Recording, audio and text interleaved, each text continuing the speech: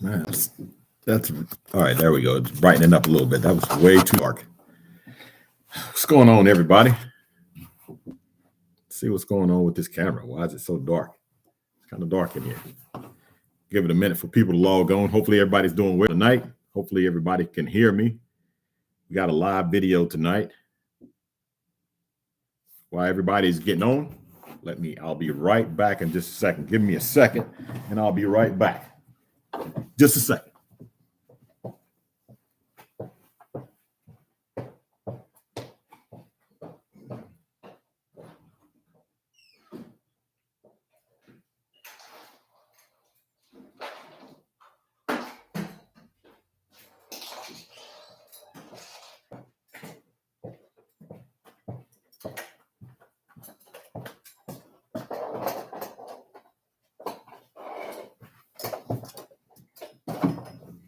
All right. So, oh, wow. We have 34 people on here already.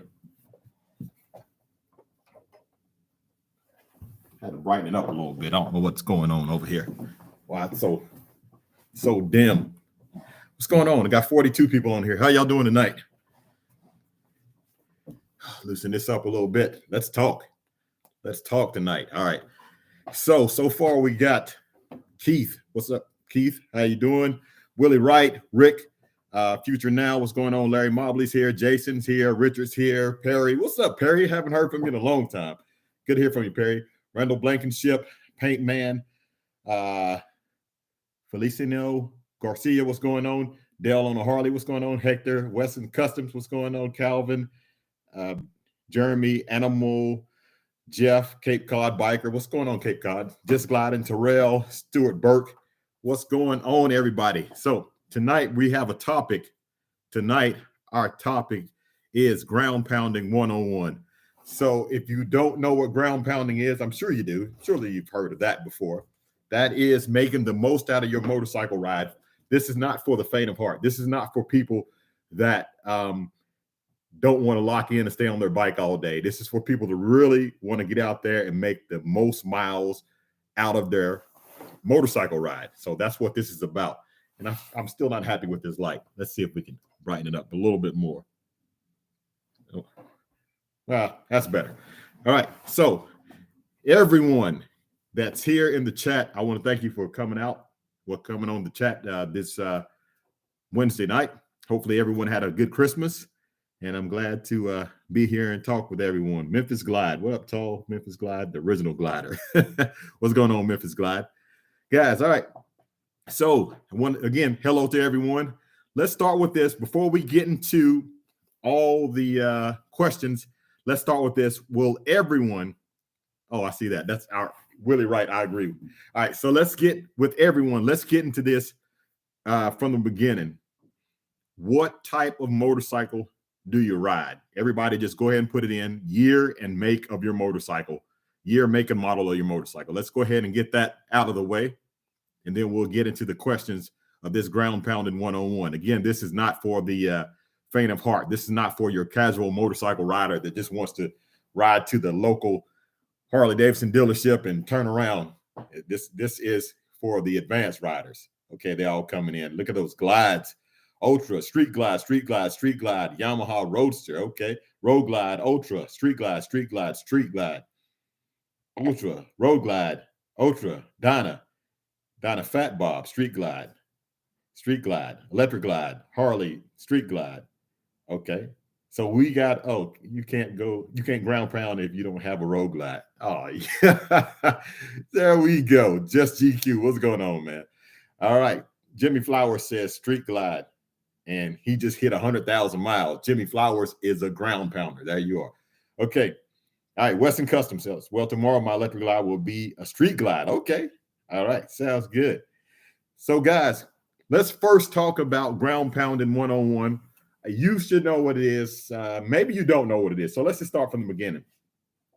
What is ground pounding and who is a ground pounder? Ground pounding is when you ride your motorcycle. Generally, it's a Harley-Davidson motorcycle or a touring motorcycle. I think ground pounding starts, it's long distance riding. And I believe long distance riding starts at about at least 500 miles. You guys can weigh in on that. What do you think? What do you think ground pounding? Got a phone call. I should answer this live. Man, you see I'm on this thing. I'm not going to tell you who it is. He knows who I am. All right. At least, guys, at least you should put in at least 500 miles. Am I correct? What do you think? Just GQ, what do you think? At least 500? I mean, we're just saying at least, because 500 is about, he said just 700 at least. I think that magical number of 700 does separate the riders and the ground pounders. Weston says 700. So 700 is the starting point. Okay, Larry says 500. Highway 350. Nah, 350, you ain't ground pounding at 350 miles. You just barely getting into your second tank, Larry. I disagree with that one. So, all right, everybody's saying 700 miles of ground pounding. So now, so that's what it is. You're riding your motorcycle. You're riding your motorcycle long distance. And as I just took a poll right here, everybody thinks that someone said 100. No, not 100. No, that's a ride to the grocery store, the scenic route. If you start at 700 miles, then I consider you a ground pounder. If you can go at least 700 miles on your motorcycle. Now, 700 miles, it's going to be at least a 9-hour day. Wouldn't you agree? Like 9 hours a day. If you're ripping and you're still running 80 miles per hour, it's still about a 9-hour day. If you're not depleting your gas tank at least 2 times, you are not ground pounding. And I'm talking about most people with our 6-gallon tanks. Okay. Most people with our 6-gallon tanks. If you haven't filled up twice out of a 6-gallon tank, you're not ground pounding. That should be the number one rule right there. Now, if you got a 5-gallon tank, still the same thing. If you haven't filled up twice out of your 5-gallon tank, you're not ground pounding. But here's the thing. There's levels to this thing. And everyone would probably agree. He says 3 tanks. TC6868 Big Hurt says 3 tanks.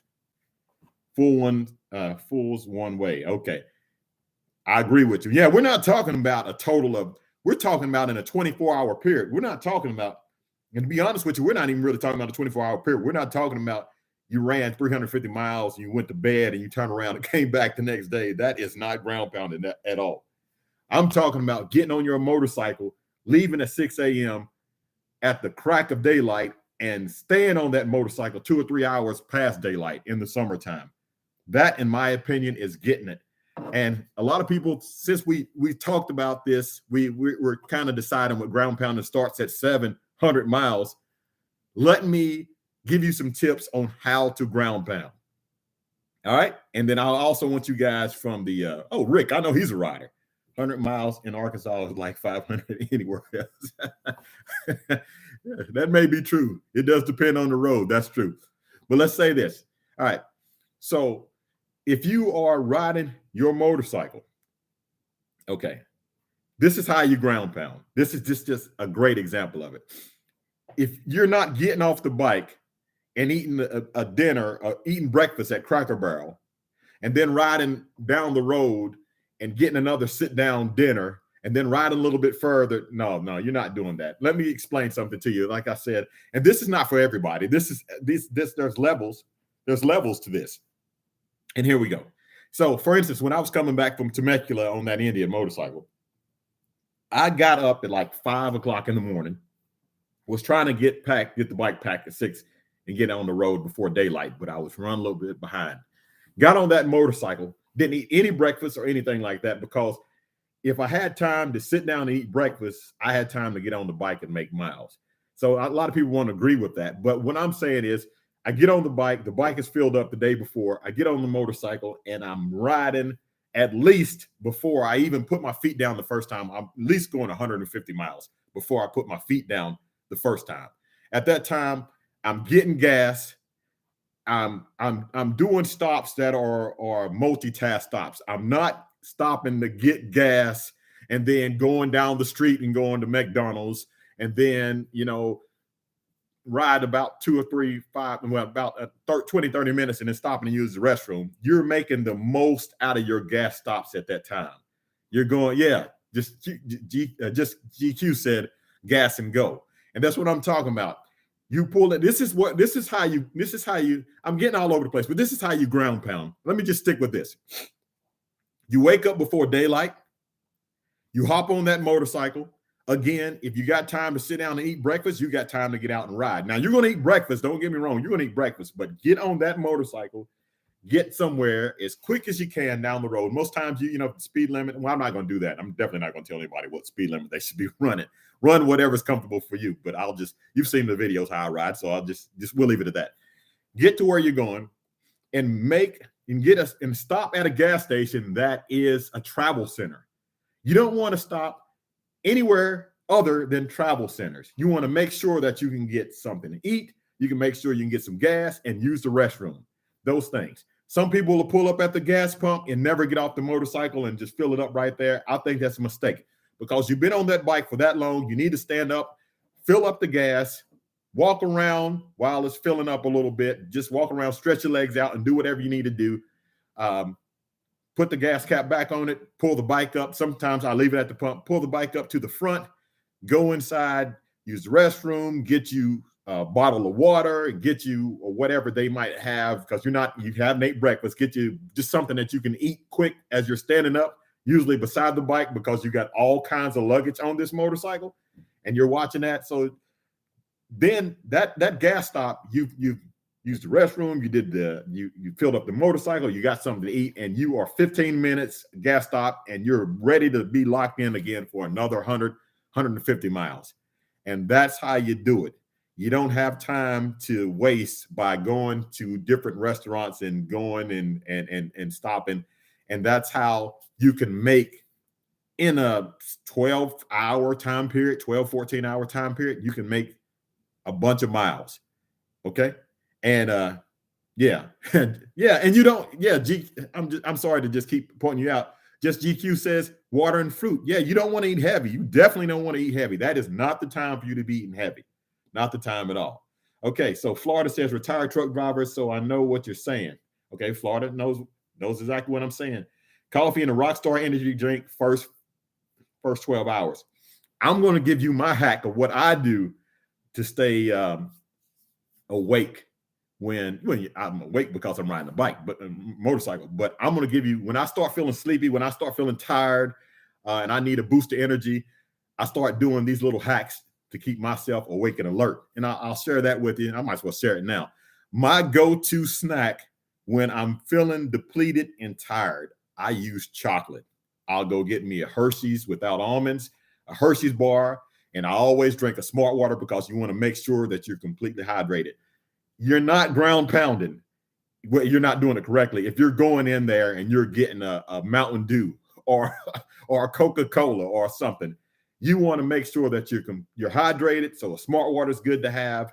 I'm not an energy drink person, but if you like energy drinks, I guess that's the time to get one. But you want to make sure you're hydrated because when you're out on that motorcycle, most of the time when we're riding, it's the summertime and we're riding and the wind's blowing, you're being dehydrated at the time, but you don't know it because the wind's blowing. And sometimes the weather's cool and you just don't feel it.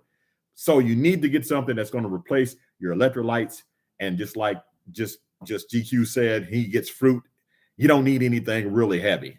But again, my hack is I'm always, somebody said a water and a Snickers on the go. Payday and water. Yeah, best extended. Okay. Snickers and a Monster, all you need. See, I don't drink those energy drinks, but I know people that do. So you're right. A Gatorade and a Power Bar. Never did me wrong, says Real Ron TV. So yeah, that's what I'm saying. So now, here's the thing. And here's another thing that I want to tell you guys. When you're out there on the road and you're really getting it in and you're making those miles, okay, you want to make the best, and I'm trying to stay away from miles per hour. You want to make the best out of it. Like if there's an opportunity where you can really let it stretch his legs and be safe, then I let it stretch his legs, if you know what I'm talking about. And I'm safe. I'm trying to just make sure that I can see well in front of me, and I'm not weaving in and out of traffic. I'm not on the throttle off and on or whatever. I'm trying to keep it consistent. I'll keep it on cruise control sometimes, you know what I mean? And because a Harley, if you roll on it to pass the truck, you can roll back off and it'll drop back down to the same cruise control that it was. So you have to always make sure that you are riding the road. Just because you think that you're in a hurry or you're trying to get somewhere and you're trying to make the most miles, never put yourself in a dangerous situation, especially if the weather changes, if the rain comes out. We're going to talk about rain in just a second. If the rain comes out and stuff like that, don't do things to put yourself in jeopardy and other people's safety in jeopardy just because you're trying to make miles. But there is times when I think conditions are conducive to getting there, just making up a little bit more time. And I'm just going to leave it at that. Now, let's switch over and talk a little bit about rain. Let me ask a question again so we can get everybody on the same page. Do you ride in the rain, and are you okay? First question. Do you ride in the rain? Yes or no? Do you ride in the rain? Yes. Yes. Yes. Everybody's saying yes. I definitely ride in the rain. Yes. Yes. Everybody rides in the rain. All right. Here's the thing. This might be a heartbreaker to some people. If you don't ride in the rain, you're not a ground pounder. I'm sorry.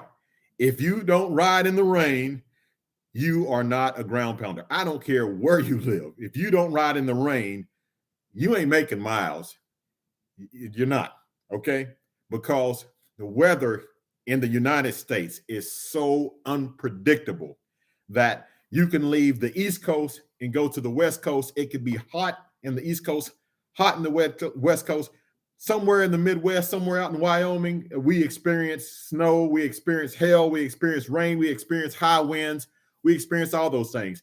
And to be a ground pounder, to be somebody who's locked in and ready to go state to state to state, you will experience some rain and you will experience some high wind.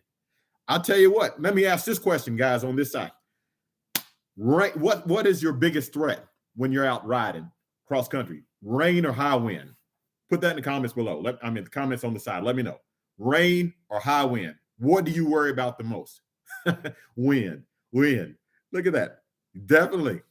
If you've ever been to Denver out there, oh my goodness, you're riding the motorcycle sideways. And the way it is, there's mountains and then there's these plateaus. And when you come out of those mountains, and you know, before you get to the next mountain, there's a plateau. That wind, that will hit you right there on the side. And sometimes you think you're going this way, and all of a sudden it'll get you going the other way. Wind is one of the biggest things to worry about when you're out there riding a motorcycle. Rain, anybody who's ground pounding, they see rain, they ain't just stopping putting their rain suit on. Most of us know that, you know, when you start riding for a little bit longer, you can look and say, okay, that's just a cloud. I'm going to just muscle through it and get on through it. And I'm not going to stop and put no rain suit on. I just think that's experience when you can look down the road and see that it's just a rain cloud. And here's the thing. I'm going to give you a tip. This is how I should ask this question. This is how you can see if you're going to be in rain for a long time. This is how you can see this. Most people can smell rain, but maybe you can't smell rain. I can actually smell rain. I know what it smells like before the rain starts. Okay. But this is how you can see the rain wall. This is how you can see. If you're not reading the cars coming in the other direction, then you're not paying attention. Check their headlights. But now cars have headlights on all the time, and check their windshield wipers and check to see if there's still water coming off the car. If they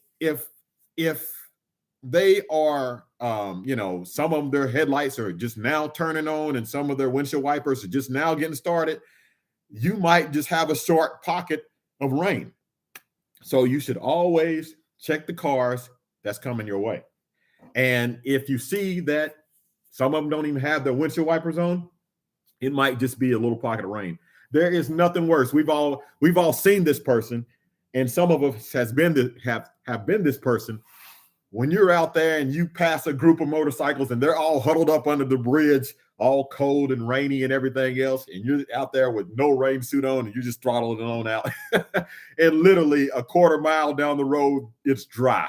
And you're thinking, they're under that bridge worried about this, and it's completely dry just down the road, So every time there's a threat of rain, sometimes, and you guys know, let's not talk about road glide, street glide. I'd say road glide probably does the same thing. But you guys know there is a certain amount of rain that you can tolerate on the bike. There's a pocket that even if it's raining and you can see it on your windshield, there's still a pocket that it just blows right over you. The only time that you're really going to get drenched if it's really, really raining or you get stopped at a stop sign. That is the worst. And yeah, several people said this. If you're ground pounding for real, you're looking at the radar.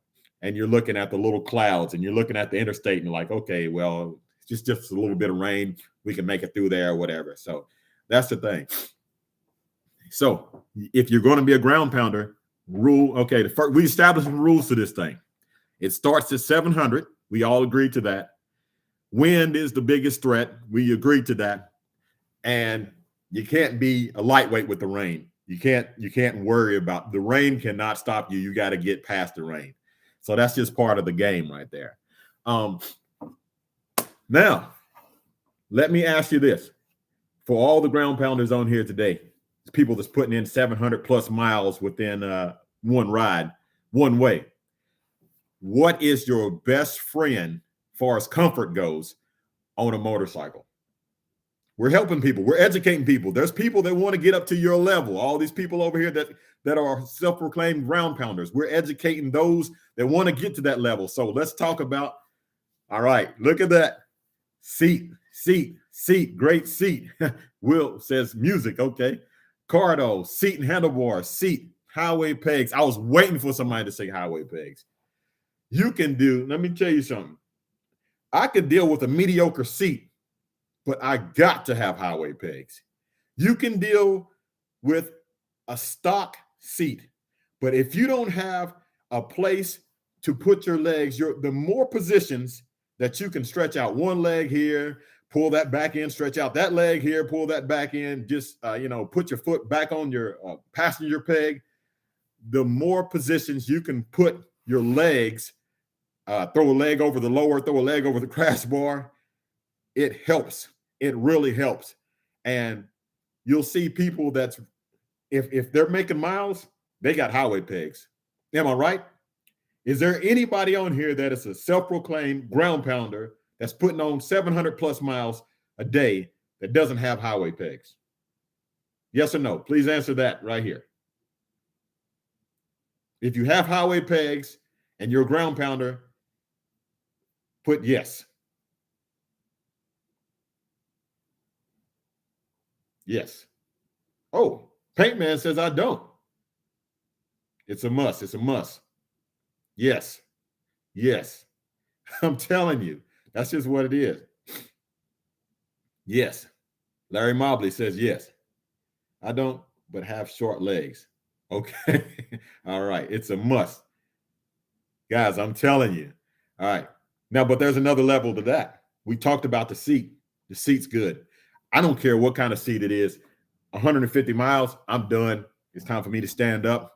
You know what I'm saying? I'm squirming around on the bike.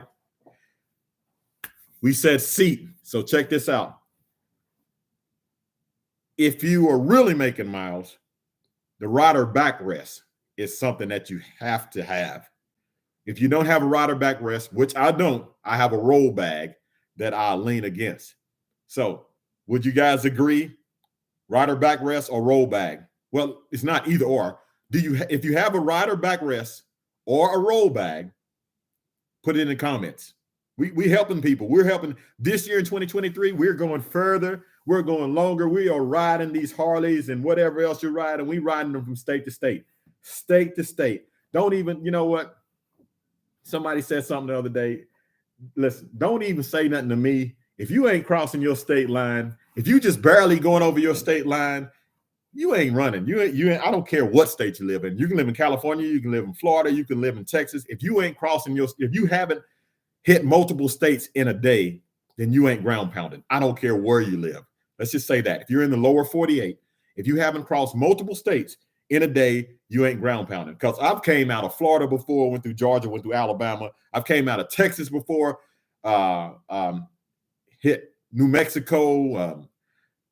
Yeah, going that other way. Yeah, if you don't cross multiple states, hey, it might take you 12 hours to get out of South Texas, but I got through the whole state of Texas. You can get through the whole state of Texas in a day. And that's from El Paso up to leaving out at Texarkana in a day. So, and then once you get to Texarkana, I mean, there's several ways to get out of there. At least you're going through some states. You know what I mean? So let's get some comments. So you won't like this. Road glide is better on a long ride. Oh, man, you're going to start that. I ain't even starting that. We ain't about that today, riding the wrench. We ain't about that today. All right, so Rapid City to Palm Springs. Man, and that's what I'm talking about. El Paso to my home in New Orleans. That's what I'm, hey, see, these guys are getting it. That's what I'm saying, guys. Listen, don't be that, I understand we like our touring bikes. We do. We like to get our bikes and we like to ride around or whatever. But man, if you bought that touring bike for a reason, you bought that touring bike because you said you want to get out and tour. Let 2023 be the year that you do that. Let 2023 be the year that you leave the state of Tennessee. You head down past Arkansas, then you cross Arkansas into Texas, and then Texas to New Mexico, and then Arizona, then California, or go up to Utah and go. Let this year be the year that you do that thing. You bought that touring bike for a reason, or unless you just bought it to, I don't know, you might just like the way it looked and want to put music on it and ride it. I mean, you can't listen. Let me say this to you. We're talking about ground pounding, but you can't glide wrong. Whatever you want to do with your motorcycle, if you're that guy who bought your motorcycle just to go to the Harley shop to sit there and swap stories with people, then that's what you do. I'm not, there's no shame. But if you want to get out and ride your motorcycle, man, you will discover the true cup holder is a must. You will discover the true Kelly big gliding on there. Now he's a ground pounder. You will discover the true the true use of that motorcycle when you're out and you're putting miles on it. You will, I'm telling you. So, wow, okay, I got a bunch of ground pounders in here. Joe Go Motorcycles, he'll put it in the wind. Kelly B, he'll put it in the wind. Just GQ will put it in the wind. Riding and wrenching, he'll put it in the wind for sure. My friend Larry Mobley, he'll do it. He'll put it in the wind. So, guys, now let's talk about this. Here's the thing. All right. Here's a test that could tell if you're a ground pounder or not. If you hear someone say that they don't ride their motorcycle or their motorcycle has never been rained on, first sign you're not a ground pounder, period. If your motorcycle has never seen rain, you ain't doing nothing. I know that might be bold. I'm talking about in the ground pounder world, but that might, you ain't going nowhere. You ain't crossing state to state. Am I right? Come on, somebody put it. Garage queens, that's what he called them. Am I right? Yes or no? Okay. Is it possible to have that bike where people are saying, oh, it's never seen rain? You're not going anywhere. Facts. Terrell says facts. Absolutely. Dominating the Manhattan streets. You're right. You're right. And here's the thing. Okay. You ain't riding if it hasn't been rained on. Exactly. So those motorcycles that said, oh, it's never seen rain and never did this, I feel sorry for it. I feel like I need to go rescue it. When somebody tells me their motorcycle has never seen rain and they've never been, I'm like, wow, you are missing it, man. You're missing it. You are missing it. That's like having a boat and never putting it in water. You know what I mean? For real. It's like you're missing the whole purpose of that motorcycle. These glides are made to get out and run miles, cross interstate to interstate. I got a built glide. My bike is built and ready to run. I mean, horsepower, torqued out, ready to go, but I will still put it in the wind because that's what it's about. Wait a minute. Hold on. Guys, we got somebody in the midst of us. Hey, a local that lives around here. Yes, Slappy, I'm talking about you. This man rides a gold wing, and he is the top echelon of ground pounding. He will put it in the wind. And I will say this. I'll say there's certain brands of motorcycles that would just make, I mean, that they don't play. They will get out and ride. And I'll have to say, Harley-Davidson motorcycles, you see them on the road all the time. I see BMW motorcycles and I see Gold Wings. Those are the three that I see that's getting somewhere. Those are the three that I see that's making miles. I mean, I'm sure there's other ones. You guys will probably comment and let me know. But I see those are the three motorcycles that I see out there really getting it. Harley-Davidson, Gold Wings, and BMWs. I mean, anybody got anything else? They ride anything else that's really get out there making miles? All right. So now, here's another thing too. Let's talk about the scars from ground pounding. The scars. Indian Scout Barbara, okay, that's cool. He's and his Kawasaki Vaquero, he's doing the thing. Okay. Here's the thing. These are the signs of a ground pounder. This is how you look at their motorcycle and see if they're ground pounded. This is how you can, with it just sitting in the parking lot, you walk up to their motorcycle. This is how you can tell if it's a ground pounding motorcycle or just somebody said earlier, a garage queen. This is how you can tell. Look at their saddlebag lids, unless they have saddlebag guards. Roll bags on the back, luggage on the back. Man, as much as I dings on the front fork, yeah.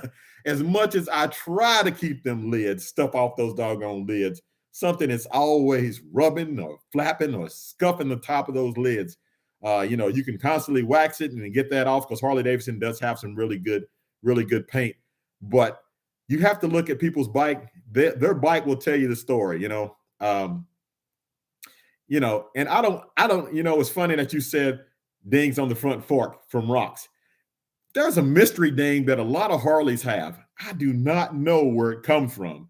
My bike didn't have it for the longest time, and now it has it. I cannot figure out what makes this happen on a Harley-Davidson. That doggone ding right on the front fender. Right at the front fender. I've looked at several people's Harleys and they have a little bitty hell-sized ding right on the front fender. And I was thinking, it looks like where the front forks would be compressed and the headlight would hit it. There's times I wheelie it and stuff like that. And maybe that's what it came from or whatever. But anyway, that's a mystery to me. So if you guys know about that, then just let me know because I still don't know what they come from. But I have it on my bike. My friend had bad front end. Oh, come on, man. My friend has it on his bike. So, yeah, Slappy. Hey, listen, I give credit where credit's due, man. You do it, man. You really do. You get out there and you ride that bike. So we're gonna have to get out there and ride. I have to get that Harley with you go wing riders and see what you guys do because y'all put them in the wind, So we'll have to do we'll have to do, how they do like United Nations where different countries come together. We're gonna do Harley-Davidson and Gold Wings and if you guys can keep up with me, we can ride together. That's what we'll do. We'll go on a long road trip together and see what's what. See how those Honda Gold Wings do with that Street Glide. The best bike out there. Oh, I know he's about to say something about that. Anyway,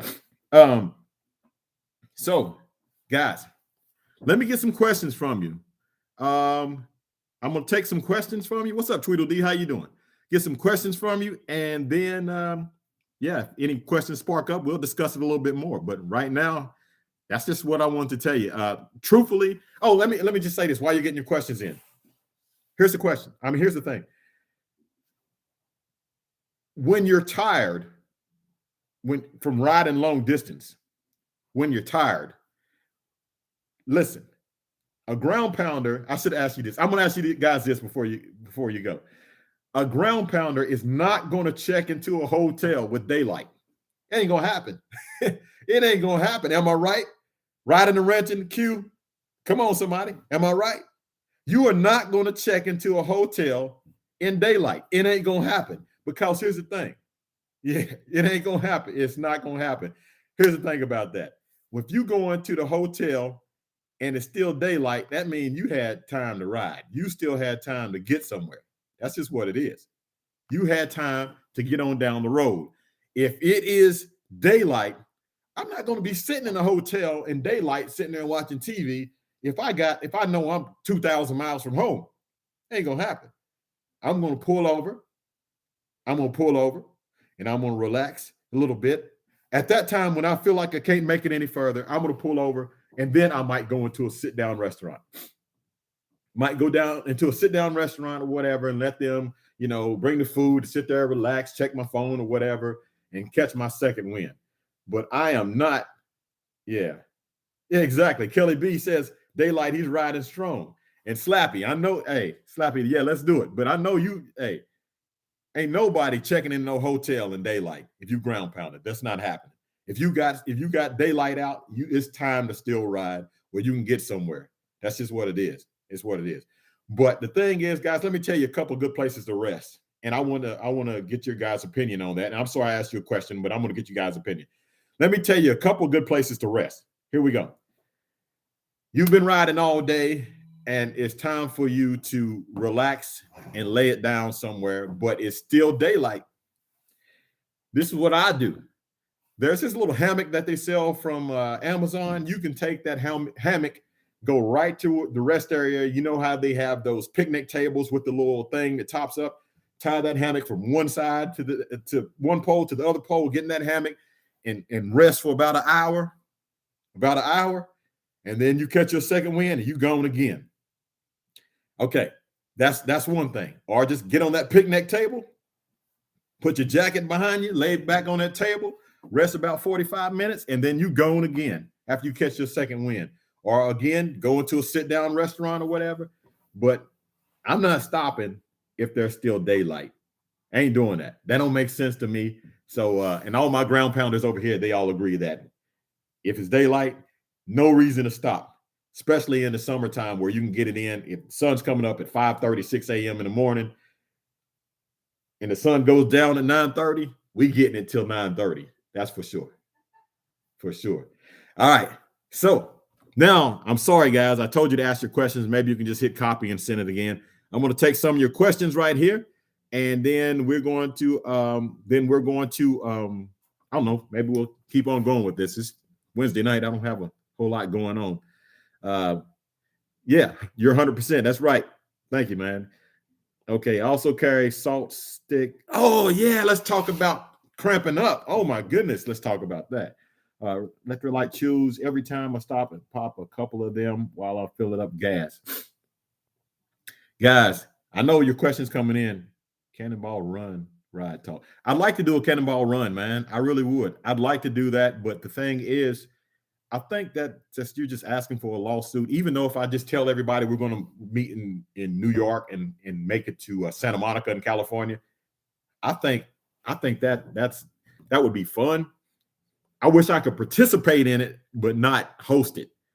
You know what I mean? Because I don't want to be, even, how people, I don't believe anybody would sue me, but, I don't know how they could, but I don't want to do that. You know what I mean? But I wish I could participate in a cannonball run from the East Coast to the West Coast. I think that would be fun.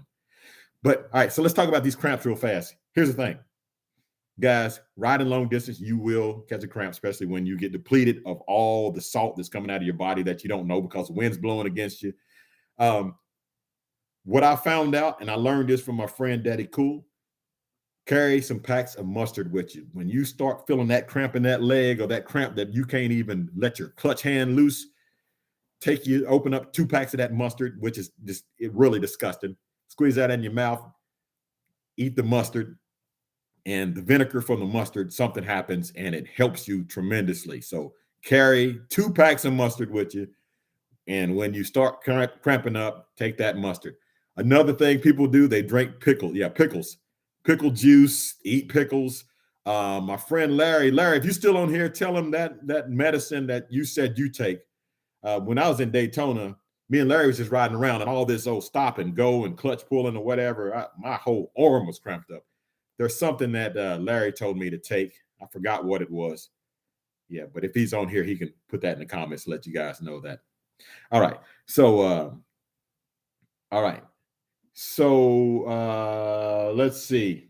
I carry an avocado for cramps. Thanks for the mustard tip. I didn't know avocado worked. That's pretty cool. I don't like avocado though. Eat bananas. I don't like bananas. Bananas, that is good, but I don't like bananas. I just drink a glass of salt water and stay hydrated with regular water. Yeah, my go-to thing, deuces down. My whole thing, I'm going to get smart water. Reason why I'm getting smart, it sounds like I'm like a turmeric. I think that's what he said, turmeric for cramps. But the reason why I go get smart water is because it have electrolytes in it. And, so that's my thing. But if you ride long distance, you will catch cramps. Now, we talked about seats for a little bit. But something that I thought was working was kind of a myth. I can ride just as far without it. I thought it was good, but it felt good for a little while. But then next thing you know, it's still okay. I'll tell you what I'm talking about. You know those little blow up pads that you put on your seats? There's several different brands that make them. Mine was an Airhawk. Yes. That worked for a little bit, but I found out that I still was riding about the same amount. I don't know. It seems like they're not all that great to me. So if you guys use those or whatever, I'd like to hear about that in the comment section. And also, if you want to talk about, they're talking about seats over here. Okay. Yeah, those seat pads. I mean, they feel good when you first sit on it, but it's just, I don't know. It just doesn't. I left mine at home. Yeah. Okay. See, that's what he said. Yeah. I'm telling you, it's kind of gimmicky. I left mine at home one time and I was like, you know what? I feel the same. I feel the same as I, just went riding without it. But yeah. All right. So now let's use lower fairing with highway pegs and use the passenger pegs as well. That's right. All right. Let's do this. Let's talk about, and you guys, if y'all watch that video, let's talk about heat management. Then we're going to talk about cold, but we're going to talk about heat first. How do you combat the heat? And guys, if you're just joining this, because we got 142 people right now, we're talking about ground pounding 101. And we're going to back to the heat, but I got to let everybody know where we are. Ground pounding, we established it starts at 700 plus miles. One way. We're not talking about over multiple days. One way. 700 miles. Anything under than that, you're not ground pounding. That's 700 miles. And we're talking about now heat. How do you combat the heat? If you've ever been through South Texas, it'll kill you. It will kill you. I'm telling you, it is like somebody turns a blow dryer on, it will kill you. So how do you stay cool? How do you stay cool? Traveler says, hydrate, mesh gear, skin cover, keep moving. Okay. That was something that I had to learn. Because when I get hot, I'm like, I want the least amount of clothes on. I'm putting a t-shirt on. But my dad, he actually does put a long sleeve shirt on. I was like, that don't make sense. But it does. It's better. Getting something on your arms, it just does something. Okay. So 95 miles per hour is high. Keep cool. Tweedledee, I'm sorry, that does not work, because I said the same thing. I said, if I'm going to be hot, I'm not going to be hot for long, and I'll use that right-hand air condition. It don't work in Texas, because the faster you go, the more the wind blows, and it is hot. So, yeah. How do you keep cool? Okay. No, mesh jacket. Okay. Definitely stay covered up. Hydrate and long sleeve wicking shirt. I have a mesh gear, but have found anything that's really good for the gray.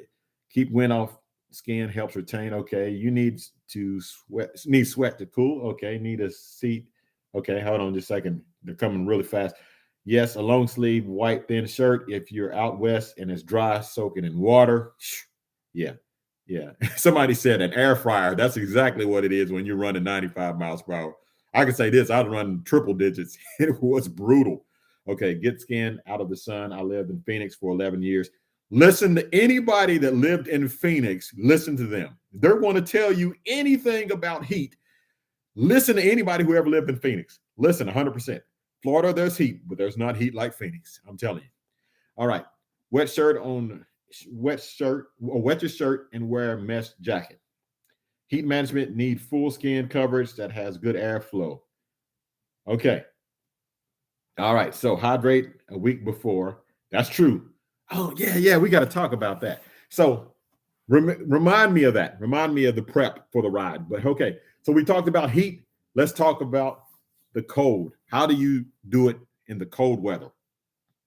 When you're running long distance, cold weather. I tell you what, guys, cold weather, even with heated gear, I'm about 38 degrees. It's it for me, even with heated gear. Yeah, heated gear is a must, guys. I wear my Gerben heated gear. I got gloves, liner, pants, shoes, heated soles for the shoes. It's a must. It's a definite must. I don't have heated grips. I hear people talk about heated grips. And let me tell you, 38 degree weather, it's I go to the cycle gear and get that warmer. It might be cooler. It's kind of opposite, whatever. Put that stuff on. It's like compression stuff underneath, compression socks, compression gloves, heated jacket, pants. And just a tip for you, the people that's still trying to learn how to ground pound. If you don't have a rain suit, I mean, I don't even know if you're ground pounding if you don't have a rain suit. You know what I mean? Well, there's a lot of people still getting it without rain suits. But let me tell you, a rain suit does multiple things. A rain suit, even when it's really cold, you put that rain suit on to knock the extra chill off of you when you're riding. That is a tip right there. You can put that in there. Rain suit, when it's really cold, you can put the rain suit on, and that knocks the extra chill out of the air when you got a heated gear on when you're riding. So yeah, it's heated gear is a must. Heated gear is definitely a must. What a good example other than HD for a rain suit. I got a Columbia rain suit that's not even made for a motorcycle, and it's not very good, so I couldn't tell you that. Neck gaiter, oh my gosh. You said it. You said, Hayden, thank you for saying that. When you're all right, I have to say this to my seasoned ground pounders over here. If you're riding in cold weather, you can leave the house all bundled up, but I'm telling you that air hit that neck, hit the wrist, hit them ankles, it'll just make its way in, and you need a neck gaiter. Definitely keep something on your neck. I sometimes ride, most of the time I have a hoodie on because that actually gives me a little bit more. Yeah, Randall, you're getting ahead of us there. It gives me a little bit more protection around the neck. But yes, the cold air will find its way in. It will find its way in. And people can say Carhartts and this and that or whatever. If you're out running hundreds of miles, that Carhartt will eventually, the temperature of that fabric will get cooler and you will still get cold. That's what I'm saying. So Randall has brought up a great thing right here. Everybody that's in the chat section, that's ground pounding, we've already established the rules, knocking out 700, riding in the rain, don't have garage queen motorcycles. Everybody that's ground pounding, I want you to type in what type of helmet you wear. Modular, full face, half shell, or no helmet at all. Type it in, because that is important.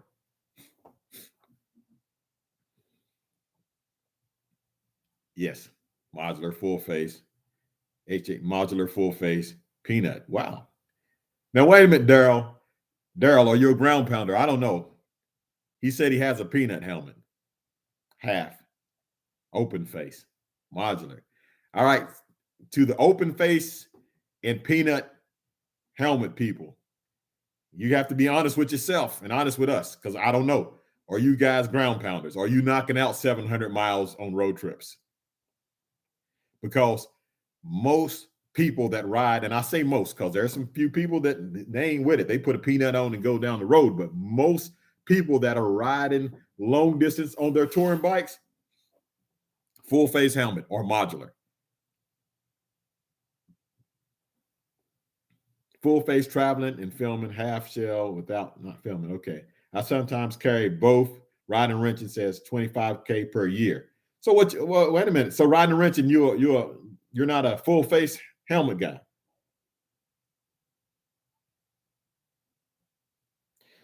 And nope, can't do it yet. Okay. All right. Some people carry both. But most people that is really getting down the road, they're wearing a full face or a modular. And most people, Andrew says, I like my jaw. I understand exactly. And most people that have that's really getting down the road, they have a device. Either it's going to be a Cena or a Cardo. I've had both. Right now I'm rocking with Cena, but before I had a Cardo. So put that in the comments below. Do you have a Bluetooth Cena? There we go. First one, Cena. Oh, okay. Wait a minute. Before you get into that, wait. Cena and what brand? Is like Cena 50S or Cena whatever or Cardo, just because we're helping people. This is what it's all about. We're having a good time talking, but we're helping people get their ground pounding abilities up. You know, there's always another level. There's another level for me. Everybody on here, I feel like that we can all go up a level. So Cena 50S, Cardo, Pack Talk, Cena 50S, no Bluetooth. Okay, Cena 10C Pro, Cena. And the reason why I like Cena, guys, because of the mesh.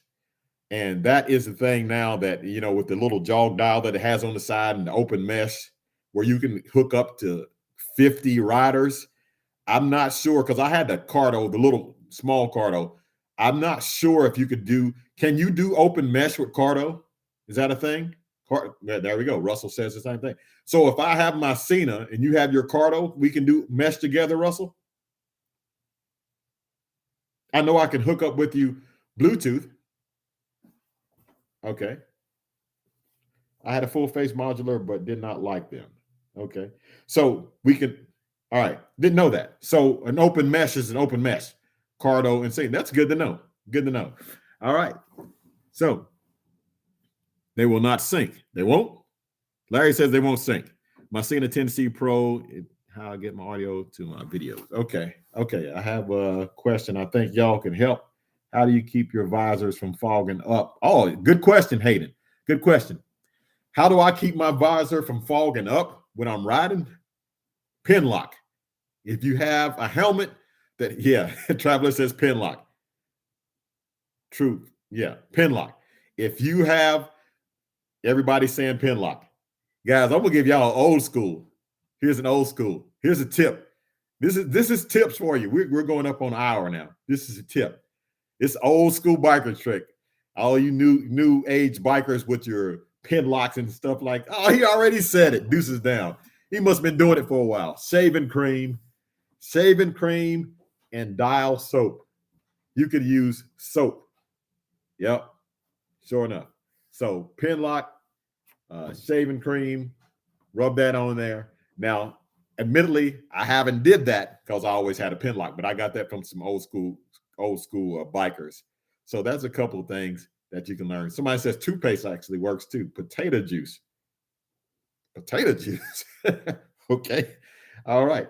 So, all right, guys, we're coming up on 1 hour now. And I'm ready to take some questions. I said that before, but we'll get some questions in because questions always spark conversation. Cruise control or no cruise control. I'm running cruise control, but I'm still on the throttle to pass trucks. And if I got it set on the cruise control, Harley cruise control will only go 90. Just to let you know that. After 90, it cuts off. Don't forget about the earplugs. Oh my goodness, earplugs is a must. You will, if you have any type of exhaust, guys, and I got a loud exhaust, earplugs is a must. Having earplugs, you have to have earplugs in your ears because after a while, it's not just because the exhaust sound, the wind is going to kill you. The wind coming in your helmet. And I got some pretty nice helmets. I got a rye helmets, but still the wind comes up in there. It will absolutely make your head hurt by the end of the night. So earplugs is a must. They are. Riding the Wrenching says, how many miles do you get per tank? Now, you talking about me or you want everybody to answer that? Let's just do that. Let's just let everybody answer that. How many miles do you get per tank? Everybody put that in the comments, please. 200. 200. 130. Jason, what are you riding? 170 to 200. 215. 230. That's good. 180. 140. 209. 190 to 200. 180. Okay. So we're all over the place. About 210. And guys, if y'all haven't watched that video, make sure y'all go back and watch the video where I actually went and did the gas mileage on my motorcycle, which I don't remember what it is. So if anybody had watched it, you can tell them in the comments here what I was getting. Okay, so got another question. Willie Wright says, best seat for ground pounding. Come on, guys, let's help people out. Best seat for ground pounding. What would that be?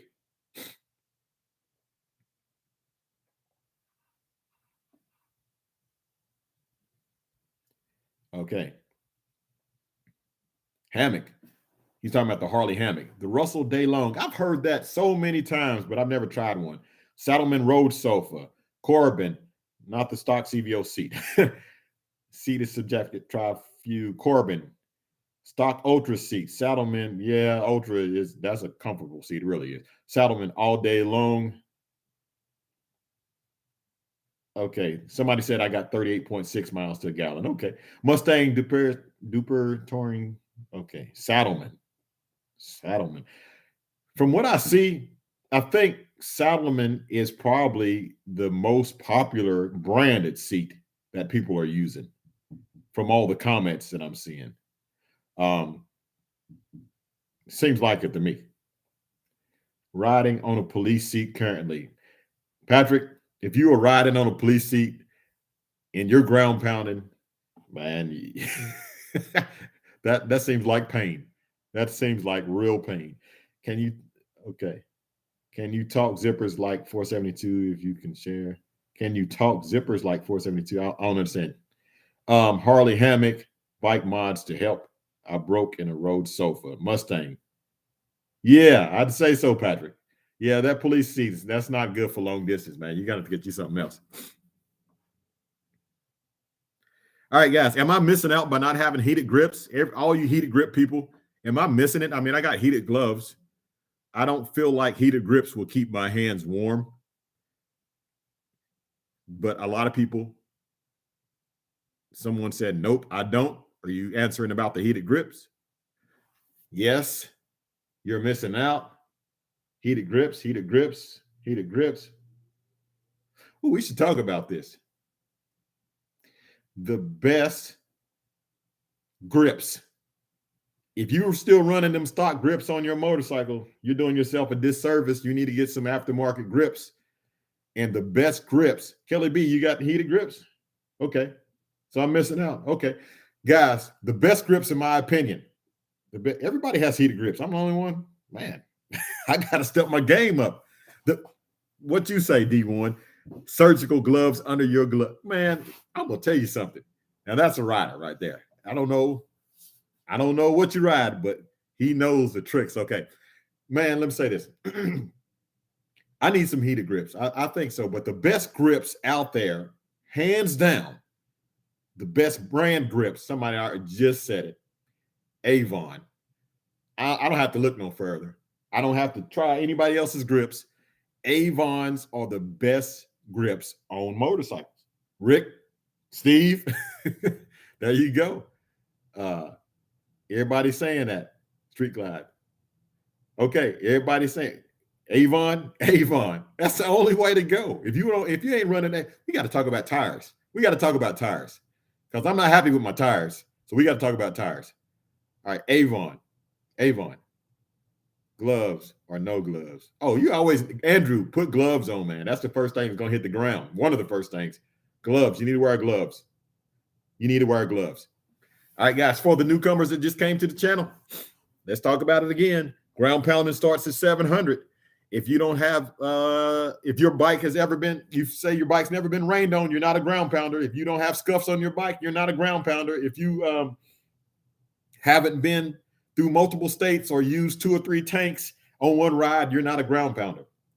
If you're checking in the hotel at 4 o'clock where it's still daylight, you're not a ground pounder. If you're out checking in the hotel, if you're leaving at the crack of dawn and checking in the hotel at nighttime, then you are a ground pounder. Anything else, you might be a good rider. You might be putting some miles on your bike, but there's levels to everything. And here's the thing. There's nothing to be ashamed of. There's nothing wrong with that. Glide your glide. Ride how you want to ride. Again, if you're that guy who wants to go to Harley shop 30 minutes down the street and get a poker chip, that's fine. Or sit out there and talk about bike stories, that's fine. That's fine. If you want to cruise up down the street and let everybody look at your shiny big wheel, that's fine as well. Whatever you want to do, glide your glide. There's absolutely no shame in any of it. No shame. None at all. So, hill shifter. I don't use my hill shifter, but I have one. Somebody, what was that question? Oh, we was talking about tires. Y'all jumping the gun already. So Avon grips, the best grips, period, hands down. You need you need a rain suit. If you ride it through the rain, that's the thing. I'm just doing a recap for the people. You got to ride through the rain. You got to ride through high winds. And if you're still in your same state, unless you're making a tour around your same state, you're not ground pounding. So let's those are really the basics of ground pounding. So here's the thing. On my motorcycle, I went up on wheel size, 21 in the front, 18 in the rear. And I got the Dunlop tires, which they're decent tires. They're decent. Don't get me wrong. Actually, they're pretty good tires, but I am a Michelin guy. So let me ask you guys, this tires always spark a debate. What brand of tires are you running on your motorcycle? Barbara CVO, what's going on, man? How you doing? What are you running? Avon Cobras, Shinko. Now Joe knows something right there. Metzler's, Dunlop, Shinko, Michelin, American Elite Commanders, Dunlop. Oh my goodness, they're coming in so fast. Michelin, Mastercraft. I don't know what that is. Dunlop, Metzler's. Man, people swear by those Metzler's. They do. But I'm telling you, there's nothing like those Michelin tires. And I don't even have Michelin tires on my bike. I got Dunlops on one bike, Shinko's on the other bike, because there's something to be said about those Shinkos. Those things are super grippy and cheap. But yeah, Shinkos all the way. Guys, if you haven't heard of Shinkos, you first of all, they're cheap. They're super grippy. Yeah. Okay, Dunlop, Michelin. Okay, so those are the tires that you have on your bike, or those the tires that you guys want on your bike? Like, for instance, I have Dunlops on my bike, but I'd like to have Michelin's on the bike or Shinko's. Man, Shinko's is killing it. A lot of people are talking about Shinko. And if you looked at the price for a Shinko tire, okay, I guess you're saying Pirelli's. I saw a pretty good deal on some Pirelli's, but two things always come up. People always like their Michelin's, and they like Metzler's. They love their Metzler's. I should have asked Slappy what he had on his bike, because if he's still on here with that Gold Wing, I know them Gold Wing guys, they go to the dark side. They put those car tires on the back of their motorcycles, which I don't know about that. I'm not putting a car tire on the back of a motorcycle. I'm just not doing it. I heard people do that before. Is there any Harley people that put car tires on the back of their motorcycle? DJ, you got Bridgestones on your Gold Wing. DJ, did any of your friends put car tires on the back of their motorcycles? No. That must be a Gold Wing thing. Yeah, I'm not doing that. Yes, Rick, balance beads. I need that reminds me, I need some of those. Yes, I know some that do the dark side. No. I don't think that's a Harley thing. I think that is a Gold Wing thing where people put car tires on the back of their motorcycles. Randall says he has a Gold Wing and he doesn't have car tires. Yeah. Messlers. Yeah. Barber CVO is too cold, man. Right now it's 35. Yeah. All right. More questions. Then we're going to end it. We're going to end it. All right. If you're in East Tennessee, Johnson City, sometimes we need to make some content. I have got 155 stage 4 from Moonshine 128. All right. That's what I'm talking about. That's what I'm talking about. Okay. Rocket 3 Rider. Do it too. They put Goldwing. Man, I'm about to set myself up. I shouldn't even say this. But man, I hear how fast those Rocket 3s are. I want to try one. Yes. I ain't talking about try one as in riding one. I want to see what one to do. I want to line up against one and see how fast they are. I hear they're fast, but I want to see what it'll do because I hear they're extremely fast. But we're not going to talk about that tonight. That's a whole nother thing. Run to the Hills Details is June 9th and 10th. Still working on it, 6 months away. We got a lot of things to get done for that. You ever ride to and through Chicago? Yes, got a video of that. You got to look way back in the videos playlist. Running balance beads on my front tire right now. I don't like them over 70. Why? I'll go back to regular weights. Why, V2 Viking? You can feel them over 70? Oh, Tyrell White came up with a good one. Oh, okay. So Slappy says he's double dark side. So he's running car tires. All right. What do you Harley guys think about these Gold Wing riders running car tires on them? How wide is your Slappy? How wide is your rim for you to be running car tires? That's crazy. I mean, you know, I hear you guys do that, but that's crazy. All right. So what was I had a question. I actually lost. Oh, we was talking about suspension.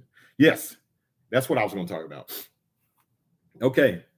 Oh, this is going to make a lot of people mad right here, but I'm going to say it anyway. All right. A lot of people will say that the first thing they had to do to their Harley-Davidson motorcycle is change the suspension. I've ridden several Harley-Davidson motorcycles straight off the showroom floor in stock form, long distance.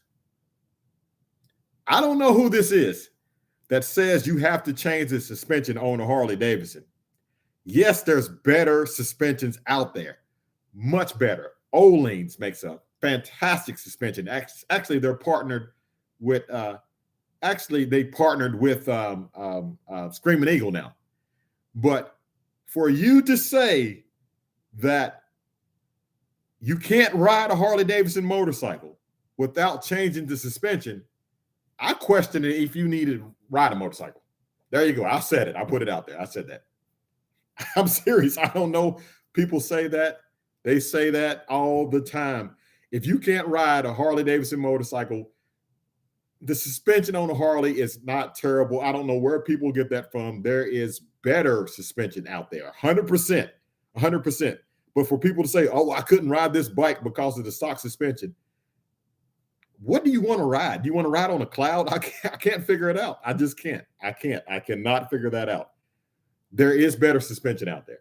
But I think that the marketing, I'll say this, as I got a few videos out there, I think that the marketing for these suspension companies is so good that people will take a very, it's not a small thing, but and they will just elaborate on it so much and and then people think, oh, I got to have another suspension. Not even close. Not even close. I said it, not even close. So what do you guys think? Tell me the truth. Is your Harley-Davidson, if anybody that had stock, most people have changed their suspension, but was the Harley-Davidson stock suspension unrideable? Let's just put it that way. Not saying if it was good, not if it wasn't unrideable. Stock suspension, no problem. That's what he said. He had a Harley rider call the suspension on my V-Star Cadillac. Okay. All right.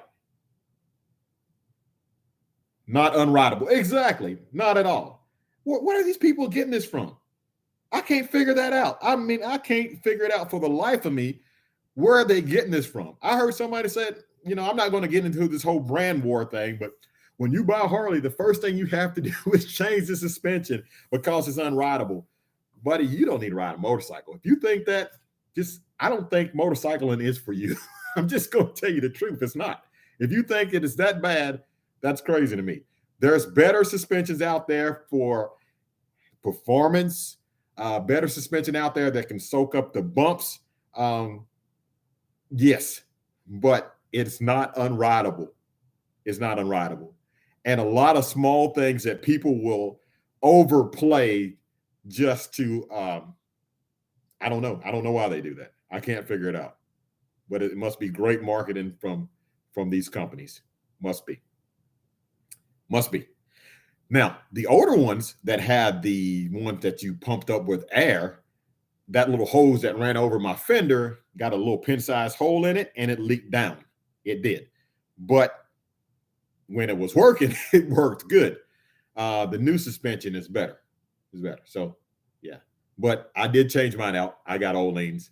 Olean's is like the top, right? So with that being said, let's talk about this.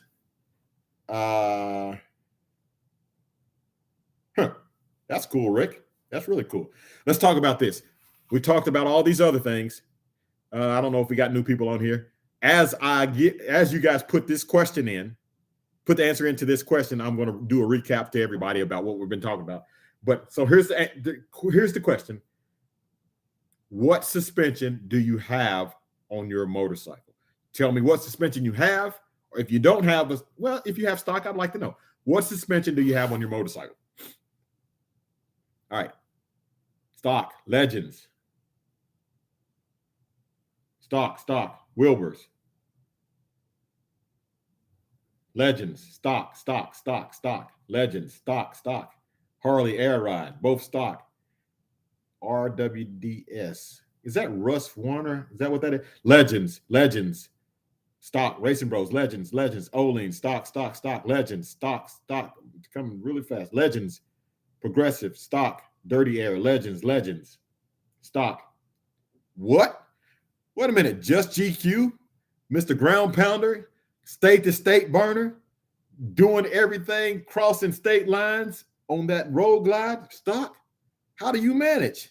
Exactly. He manages it because it's not bad, right? Tell him the truth. Tell him, it's your time. Tell him the truth. Tell the people that's saying that the truth. The next comment, I want Just GQ to tell him he's putting miles down and he's riding on a stock suspension. There you go. Olean's versus Legends. I prefer Olean's, hands down. Never had Legends though. Never had Legends. So maybe I shouldn't say I prefer. Yeah, I still prefer Olean's because of their reputation. The reputation of doing some fantastic things in motorsports. You look at the world's fastest car, it had an Olean suspension. You look at racing, they have Olean suspension. See, he said, and this, guys, you know what? This channel, we're trying to save you some money too. Aftermarket suspension is good. It's definitely better. But this man just said, if somebody gave me some suspension, I'll put them on my bike. But stock works. There you go. I don't know why people overplay that all the time. Suspension, it does make your bike change. It helps out your motorcycle. My stock suspension versus my Olean's was night and day, but it was not unrideable. The stock was not unrideable. I don't know where people get that from. Yeah.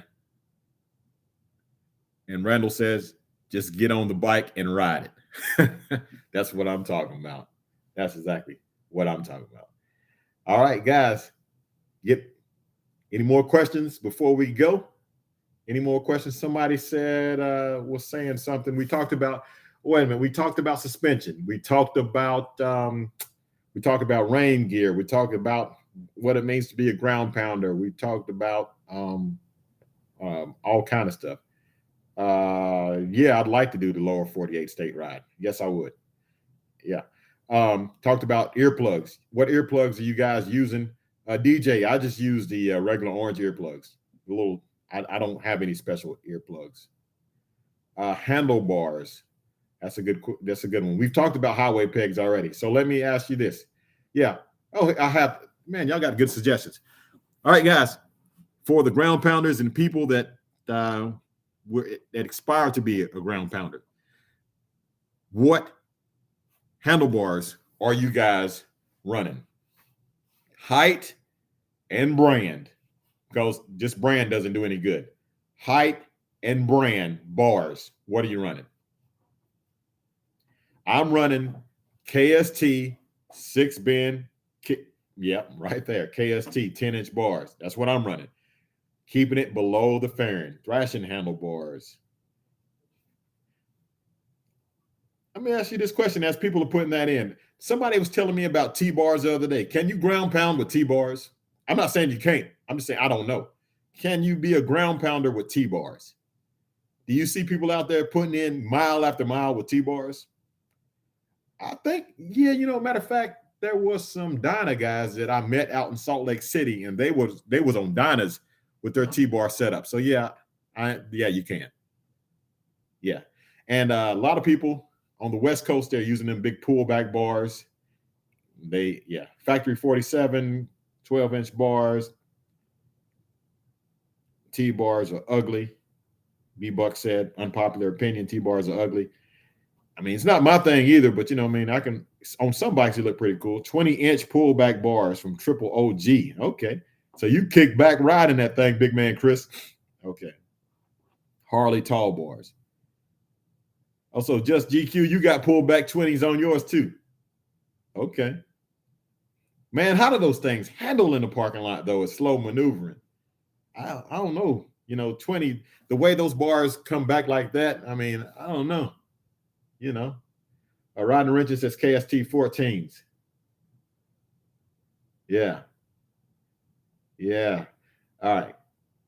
Now, this is going to be kind of regional specific if anybody's ever been to California. Let's just talk about this. I'll make this a short one. If you've been to California, most of the rest of the lower 47 states don't have this. Are you guys lane splitting through traffic when you go to California? Anybody's been to California? Are you lane splitting, going through traffic?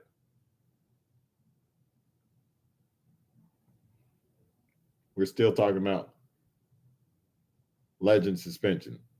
No way. Dale says no way. No. Yes, live in NorCal. Rick says yes. Okay, been there. And he says no. Okay, wish we could. Here in Tennessee. California reduction in deaths after lane splitting. That's cool. Traveler says that's good to know. I live in California. Yes, I lane split on my Goldwing. Wow. California, no choice but lane splitting, but don't dig it. Daryl says he lane splits. 2 Up Journey Junkie says they lane split. Todd Harris, Indy. We're talking about boots. Yes, lane split. Yeah. All right. If you ever lane split before, man, I lane split it. Rick says I do it here in Knoxville. Rick, I'm not gonna say that. I'm definitely not gonna say that. But not in Knoxville. Not Knoxville. But I'm not sitting there letting my Harley just cooking in traffic. I'm gonna tell you that right now. If there's a way to get around, I'm getting around some kind of way. Let's just leave it at that. That's kind of vague, so we'll leave it at that. Yeah, lane splitting, it's not for the faint of heart. It is weird. It's weird. So it's not illegal if you don't get caught. You can lane split in Boston? Okay, Allen's World said they do in Florida. Okay. They split here in Chicago. Oh, that deuces down. That does not surprise me. I see cars lane splitting in Chicago. I'm telling you, in my opinion, not to offend you, deuces down. Out of everywhere I've been in America, the absolutely worst drivers live in Chicago.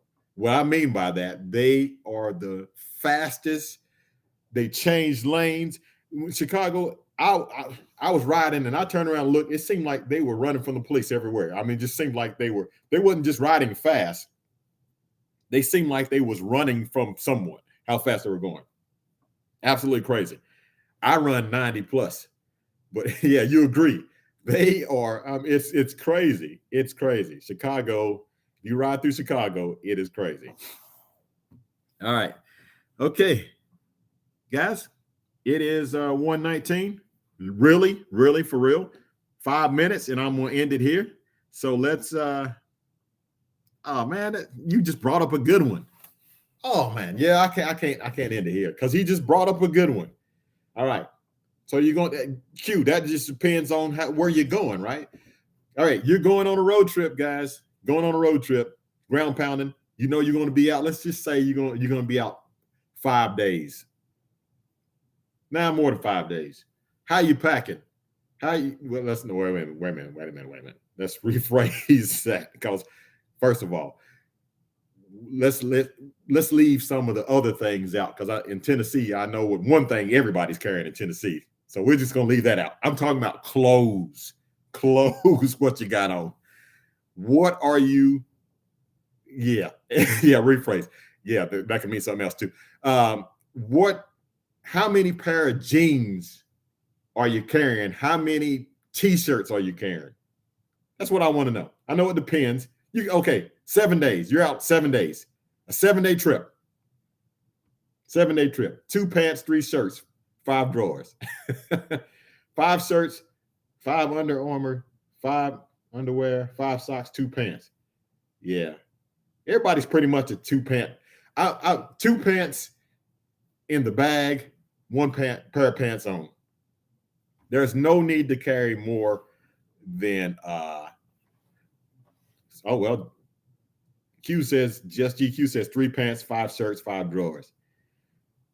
You mean 1 pair of pants on and 2 additional pair of pants? Maybe, I don't know. So 3 jeans for anything a week plus. Yeah. Yes, 1 pants in the bag, 1 on. Okay. No, hey, I'm telling you, you at least need 2 extra pair of pants because you get caught in the rain or something like that. At least, you know what I mean? Can do laundry or buy another. 2 pants, 1 on. Yeah, that's what I'm doing too, guys. Usually 2 pants, 1 on. Now, here's the thing. It's going to sound pretty bad. It'd be squeamish for the people that don't that don't ground pound. They'd be like, what? Really? I'm not wearing the same pants every day or whatever. No, I'm not going to wear the same pants every day. But are you changing those pants every day? Are you going, 2 days in the same pair of pants? Are you wearing them and then washing them? We're helping people, guys. This is helping people. 3 pair of jeans, max, sometimes just 2. Okay, 1 pant, 4 shirts and stuff I wash at some point. Every other day. Okay. Underwear, 1 per day. Yes, I'd hope so. Usually 2 days in the same pair of jeans. Okay, not changing pants every day. Okay. Unless they get rained on. Okay, extra underwear in case you have 2x4 out, fly out of nowhere. I know what you mean. Make sure you pack an air compressor and tire patch kit. Okay. Wear them till they stand up on their own. No, I'm not doing that, Toodle D. Okay, 2 to 3 days. 2 to 3 days in the same pair of jeans. Change underwear and sock daily. 3 days out west, 2 on the east. Okay, I got 2 days in the same pants. All right. So some people are going to change their pants every day or wash all the time, but most people will wear their pants back to back at least 2 days. And if you have 1 pair of pants on, you got 2 in the saddle bag, you got to think about that. That is, you're getting 2 days out of the first pair, 2 days out of the second pair, 2 days out of the third pair. And most people are washing on that 5th day anyway, right? Or you washing on, okay, let's do the same thing. When are you washing? Are you washing on the 5th day? Because most people said they had 5 pairs of underwear and 5 undershirts and socks. So every 3 or 5 days, wash it. Yeah. Yeah, usually. Probably every 5th day I'm washing. You know what I mean? You don't want to. Deba says no wash. So you just running with, okay. All right. I mean, everybody does it their own way. Washing the day before I return home. Okay, Roker James are the bomb. Okay. No washing, no time for that. And my boots and a pair of tennis. Oh, yeah. That was the next question. Kelly B, thank you for the reminder. How many pair of shoes do you have? How many pair of shoes are you carrying with you?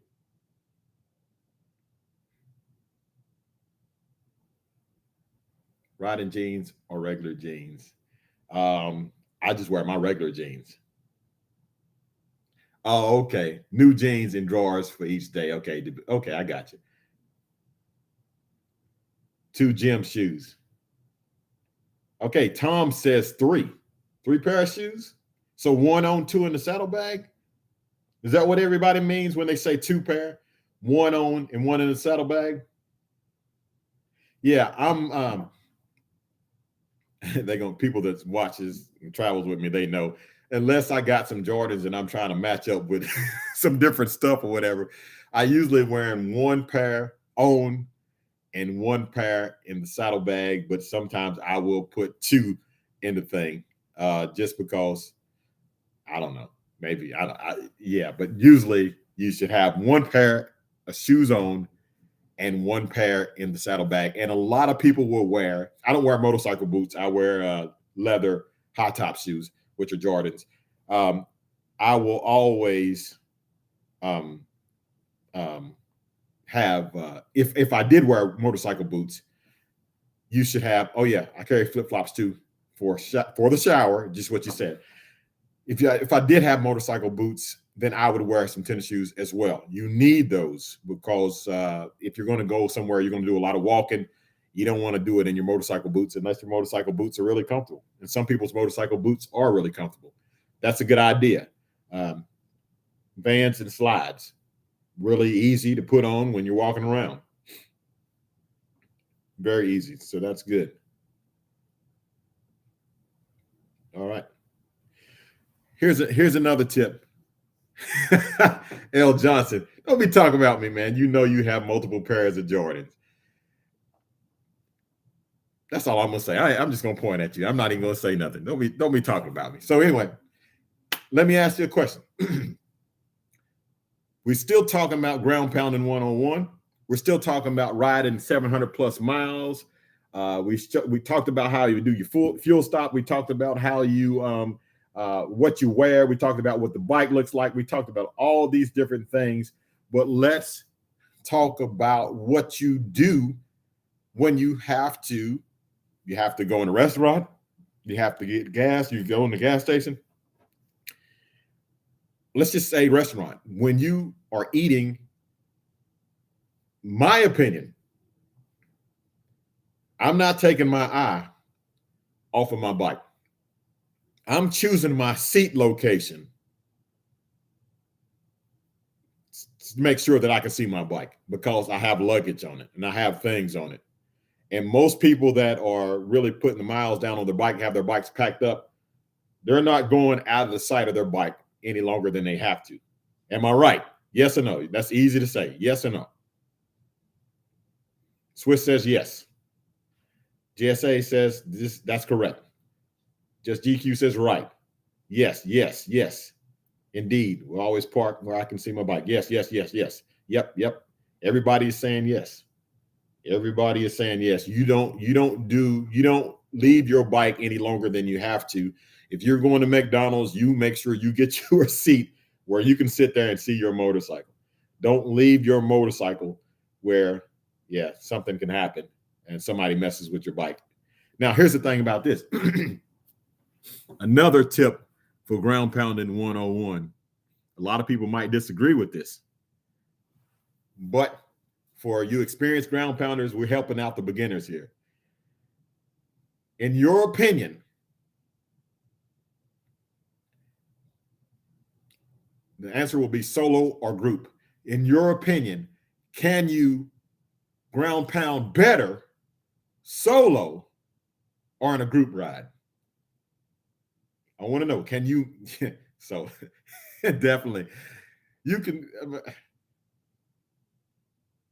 Yeah, solo. Somebody said group. Hayden said group. Man, I don't know about that. Group. It depends. If your group's ready to rip, Larry says a small group. Most people are saying solo. Man, solo, I think solo, you can do it better. because solo, you just ripping and running. You're not worried about, you gas and go. You're not worried about who has to use the restroom. You're not worried about any of those things. You're not looking in your rearview mirror, making sure they're still keeping up with you. You see that, I shouldn't say it, but you see that little gap that you want to pass through. You're not worried about 6 or 7 bikes coming behind you. You just shoot the gap and keep on going.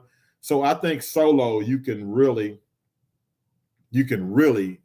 ground pound solo. Now here's the thing. If you got a good buddy to ride with, you got somebody that is a rider that, like, for instance, I'll say this, and don't swell your head up because I'm talking good about you. My brother-in-law, when we riding, first of all, I see him in that side view mirror and he's with me. And if I get through the gap, he go through the gap. If I run it up to pass the truck, he run it up to pass the truck. So we can make some miles running like that. I ain't worried about him. He ain't worried about me. We are together and we are making miles. So I will say that it depends on what group you have. And there is safety in numbers. There's safety in numbers because one Harley coming through the hole making some noise. Yeah, Carl, look. But when you got 2 of them coming through there rattling windows, they're going to turn around and look. They're definitely going to turn around and look. So if you got a good friend that can ride with you like that, that knows what you're thinking before you even do it, and they see that, the rider, the second rider, when they can see that first rider is coming up on the car and they're going to need to get over, they go ahead and get over it for you. That now you really can make some miles that way. So I say solo, but a small group, you can really go. So that's what I'm saying. But you guys, y'all just said that there. So Hayden says, I don't ride with slow guys. All the guys I ride with go fast and crazy. Okay. So yes, there is safety in numbers, but there is also safety in speed. It's funny that you say that. I probably shouldn't say stuff like that, but I'm not going to say stuff like that. I'll just, you can tell by my look what I'm saying. Best ride you've done. Man, there's been so many I can't really say. What about night riding? Every time I'm about to end this, you guys say something good. Yeah, we've already said about night riding that a ground pounder, he's not checking into a hotel in the daylight. It's not going to happen. So night riding is a must. Do I like riding at night? Absolutely not. I always say I'm not going to ride at night. I always say I'm going to check in at dusk dark, but I end up riding at night. It happens every single time. And usually my wife is on my Bluetooth device telling me, you need to stop. You need to find somewhere to check in or whatever else. And I'm like, 100 more miles. I got 100 more miles. I'll check in the next state or the next town or whatever, But, that's just a thing. That's just a thing. Yeah, great headlight makes sure you have a clear visor. Yeah, my visor is tinted, so I flip it up and put those weird-looking glasses on. Yeah. All right. So, guys, yeah, night riding. You got to be careful. Got to be careful for the animals. You got to be careful for those things that the tractor trailers, the tires at the tractor trailer shed, and you might run over them. You might run over. Oh my goodness. Oh, I have to say this before we go. Have to ask this question, which I absolutely hate. It doesn't scare me, but it concerns me, and I absolutely hate it, and it drives me crazy, and it should be against the law. It really should be against the law. What do you guys think about grooved pavement? Oh my goodness. Grooved pavement. Now, there's places that I've been where there's a little section of grooved pavement. Hate it. He says he hated it. Grooved pavement. It is horrible. And the thing is, there's nothing worse than grooved pavement at nighttime when you don't know, you can't see. Groove pavement. It's horrible. Absolutely horrible. Look at what everybody's saying. Hate it. Hate it. Hate it. It's the worst. Hate it. It's the worst. Not a good thing. Everybody hates groove pavement. It's horrible, man. It really is. It really is horrible. And the thing about it is, guys, I'm gonna tell you, there was a situation where here's the thing. I should ask about step-ups too. I'm going to ask you about step-ups while I tell you this story. What about step-ups? What I mean by that is they got one side of the lane cut down and they're building the other side of the lane, okay? and you got like a step up edge. Yes, step ups, I hate them too. So let me explain what I mean. What happened? Groove pavement on this side, okay? It was real grooved. The bike is shaking all over the place. I found the best section that I could ever ride on, right? It was like the best section out of the groove pavement. It was about that big. It was literally that big of a section, okay? Just enough to keep my tire in it. But on the other lane, it was a huge step up. And I got caught over there on the groove pavement side, and I couldn't get over to the other lane because the step up, you don't want to step up over this going 75, 80 miles per hour. You know what I mean? You can do it. I've never had a problem with it, but you don't want to do it. But that's not the end of it, right? Groove pavement, I got a little section I'm riding on. Well, they had the pavement now. They paved, and it's slowly coming into the lane where I'm at. So now the step up is coming into my lane. The wall's over there. I got to move over further or slow down and go over this step up. And I'm in groove pavement at the same time. So I got the step up over here, groove pavement, the wall over here, and now the step up is slowly merging into my lane. So I got to make this choice. I have to go over the step up regardless. That's something I had to do. And I was saying that is horrible. It's absolutely horrible. And it needs to come to an end. It's horrible. It's horrible.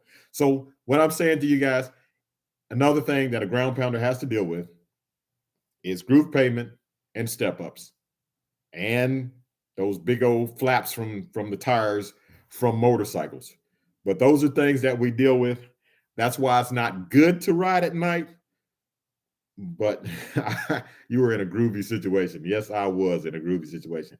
It's not good to ride at night, but that's just, because you don't know when you're coming in on something like that. And it's just definitely not good.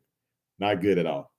But those are the things that we do. Those are the things that we do when we ride long distance. Why do we do it? Because we love it. That's why we do it. Is it miserable when we're doing it? Sometimes it's the best thing ever. Sometimes you don't want to be, you don't want to be any other place than right then, right there, right then. You're living in the moment. You love it. You love it. And then sometimes you hate it. You love it, but there's moments that you hate it. Does that make sense? That makes sense. You're doing it. It's raining. You're alive. You're happy. You're excited about what you're doing.